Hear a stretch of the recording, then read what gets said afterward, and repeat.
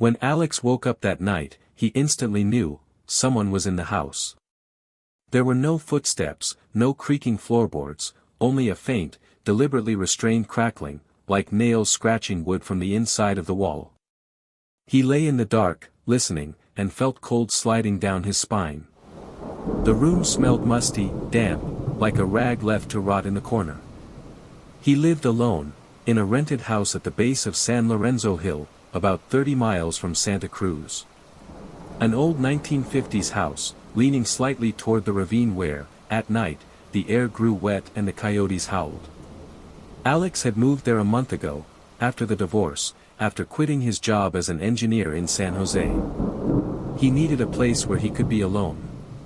But now that solitude felt wrong. Too dense. As if it were breathing somewhere inside the walls.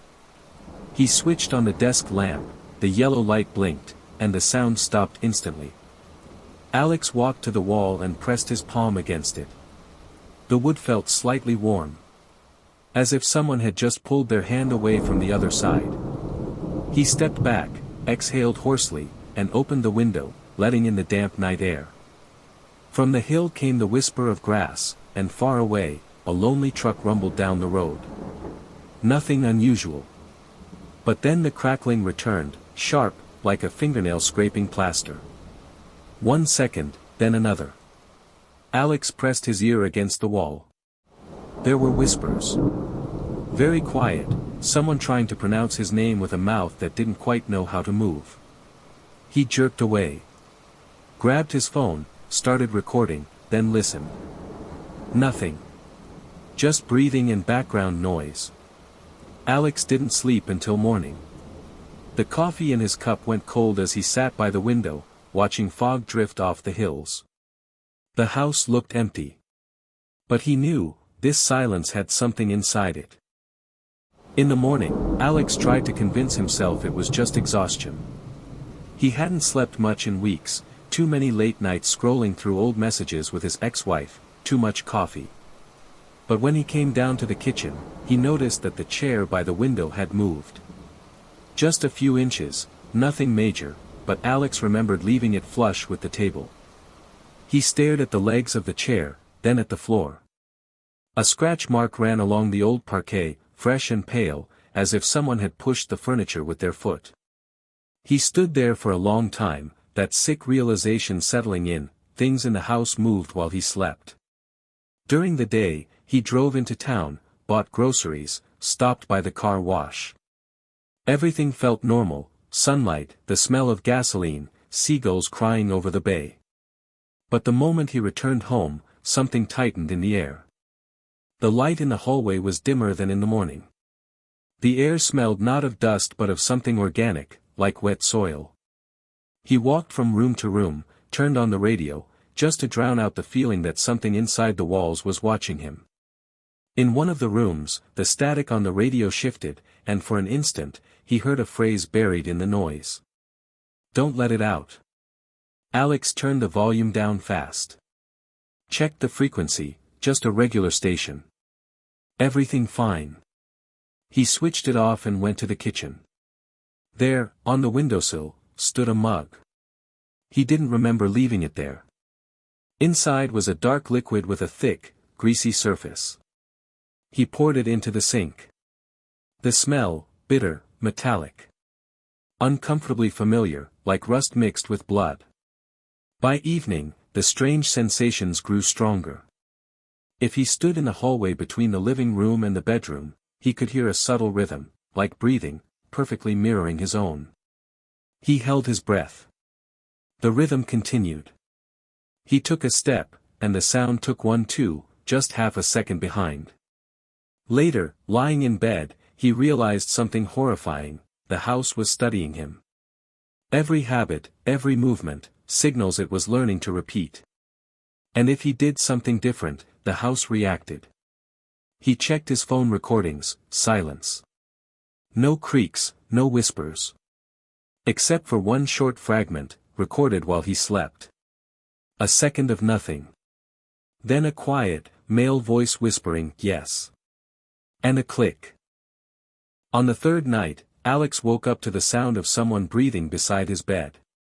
Slow, heavy, like air passing through wet cloth.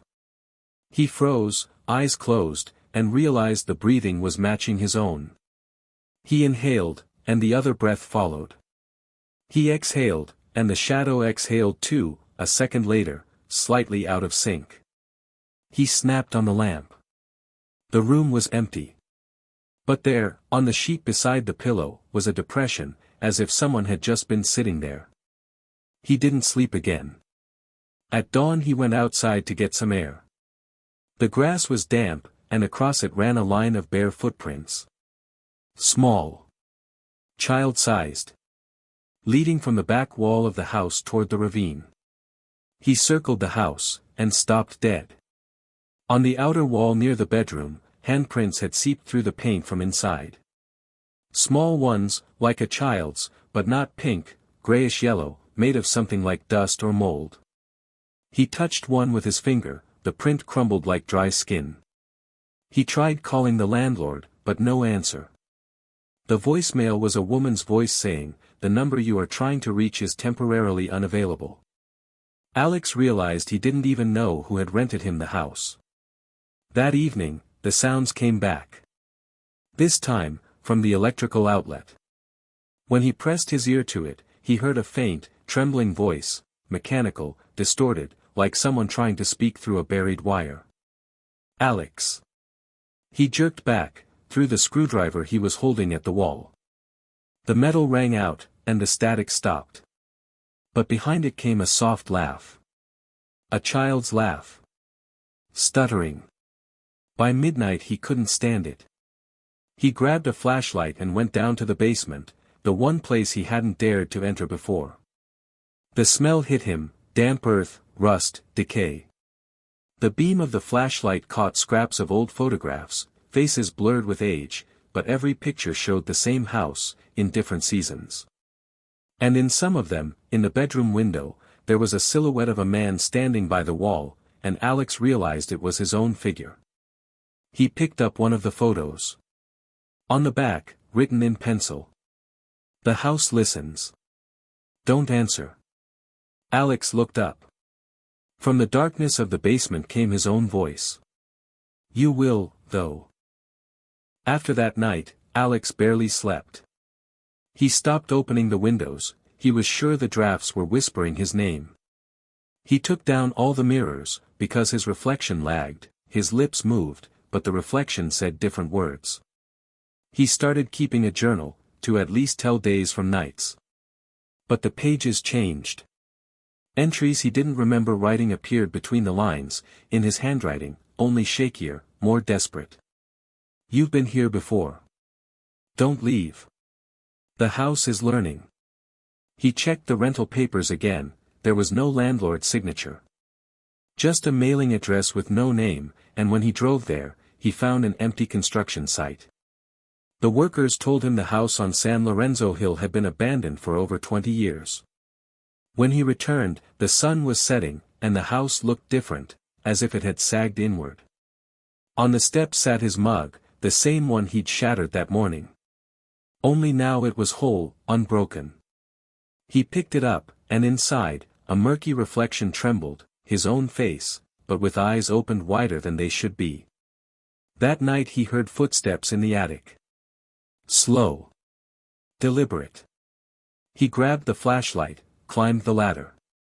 Each step echoed inside his head like a heartbeat, the walls pulsing in rhythm. In the attic stood an old mirror, the only one he hadn't taken down. Frost crawled across the glass, and in it he saw not himself but the room behind him, where something moved. He turned. Nothing. Looked back at the mirror, and saw himself, standing behind his own reflection. Older. Sunken eyes. Slowly opening his mouth. "Don't answer," a voice whispered. But Alex already had. "Who are you?" The mirror fogged over. From inside the glass, fingers pressed outward, pushing against the surface as if someone wanted to break through. Then, downstairs, the phone rang, the old wall phone whose cord had been ripped out days ago. He went down. In the receiver, his own breathing. Only now it came with a delay, like someone standing right next to him, learning how to be him. "You're not asleep, are you, Alex? Who are you?" "The house." He dropped the phone, but the voice continued, seeping from the air, the floor, the walls. "You didn't come to live. You came to be remembered." The wind outside rose. Tree branches scraped the windows like fingernails on glass. Alex rushed to the door, but it wouldn't open. The hinges had fused with the frame. Something moved behind him. And when he turned, he saw his own eyes, staring back from the darkness of the hallway. 2 weeks later, the mail carrier reported that no one had collected letters from 47 San Lorenzo Hill. When the police entered, the house was unlocked. Inside, it looked inhabited, yet untouched. Dishes were still warm in the sink. Coffee grounds fresh in the machine. But there was no sign of Alex Reed. The officers noted that every mirror was turned to the wall, except one, an old standing mirror in the attic. The surface was cracked from inside, as if something had tried to push through. On the floor nearby, they found a journal. The last page read, in uneven handwriting. "It's not a house, it's a mouth that never learned to close. If you hear your own voice calling from the walls, don't answer. It's already inside." Later, neighbors said they'd seen lights flickering in the house after the police left. Sometimes, movement in the windows, shadows pacing from room to room. The county placed a condemnation order, sealing it off. But the boards kept falling away, as if something inside refused to stay closed. In 2021, a film crew rented the property for a short documentary about haunted real estate. They lasted 4 hours. Their sound engineer recorded faint background whispers that matched Alex's voiceprint, repeated phrase. "I'm still here. I'm still learning." No one finished the shoot. The footage leaked online a year later, stopped midway when the cameraman's reflection blinked on its own, seconds before he did. The San Lorenzo house still stands, half-collapsed, overgrown, its address missing from official maps. Locals say that if you stand near it at night, you can hear your own footsteps coming from inside the walls, half a second too late. And if you call out your name, something will call it back, perfectly. But from behind you.